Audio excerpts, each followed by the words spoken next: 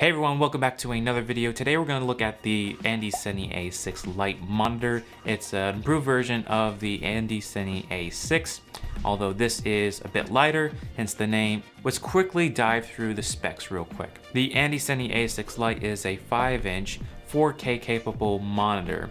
Now this doesn't display 4K, but it accepts a 4K signal from the camera. So that way the camera doesn't have to do any trickery to display it. This monitor does have some cool features built in though.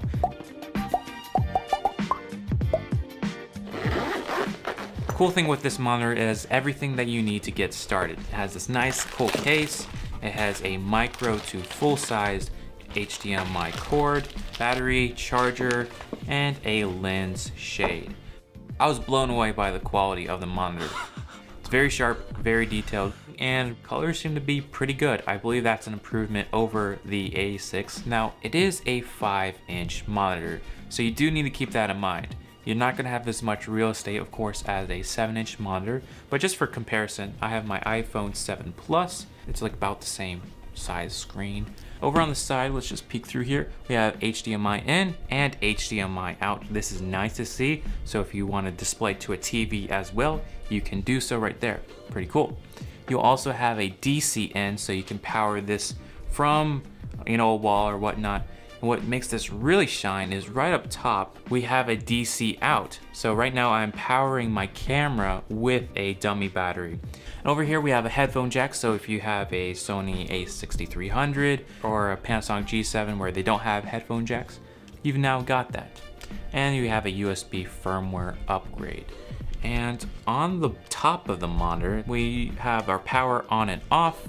We have our channel up and down, menu, left, right, function 1 and function 2 buttons. I think out of the box it's displayed to peaking and false color. I have mine displayed to flip the image around. So whenever I do one of these things, flipping the monitor, you have to kind of flip the orientation of the screen. I do really wish this was done automatically because that would make it really easy just to flip this around. Going through the menus are never fun on these cheaper monitors because when you have to go through the menu, you kind of just have to press these 4 buttons to kind of toggle through what you want. Fortunately though, the menus are not that large and you don't really ever need to go in them, I think, once you kind of have them set up. So typically this is mounted on top of the hot shoe like so. So it gives you an extra cold shoe mount so you can put a microphone, light, whatever you decide to be. So yeah, you typically just use this to flip the whole camera around. This makes the whole setup a bit too tall for this.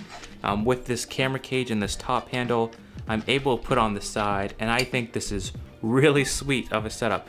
And it works super well. It kind of reminds me of like a mini Red setup. Let's pop it off the tripod. You can hold it by this top handle, and it just looks sweet, I think, in my opinion. So the lens hood is actually very simple to attach. It just uses Velcro, and on along the sides of the monitor there is these the hard pokey bits. But it's off to the side so you don't really ever feel them, so that's a plus. I was kind of concerned. It's a good design on their part. That just attaches like so, and if you need it off, it's that quick. So do keep in mind that this monitor only includes a full-size to micro HDMI.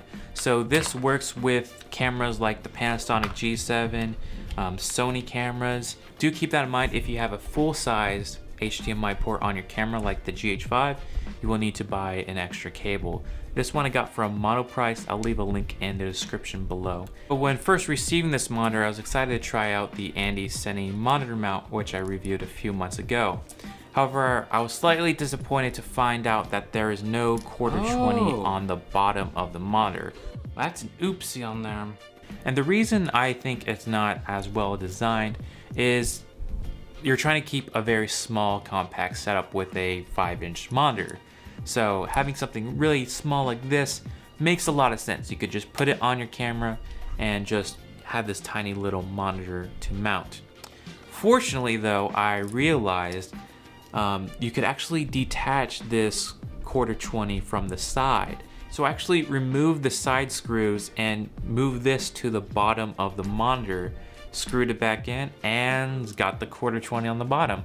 I wonder if Andycine should include a spare part like this. That way you can choose where you want to mount the camera, whether from the bottom or with the side bracket. Now, I would say this mounting bracket is a build quality flaw.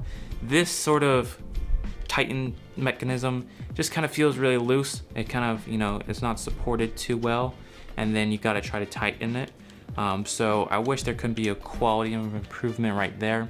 One of my favorite ways to use a monitor is when filming videos just like this. When you're looking into the camera, it's really convenient to have a good quality display when you're doing that, so that way you can make sure you're in focus, and everything just tends to look better with a better quality display. Alright, so that wraps up my review for the Andycine A6 Lite. Really enjoy using it so far. Highly recommend it if you're on a budget. Thank you guys for watching, and catch you next time.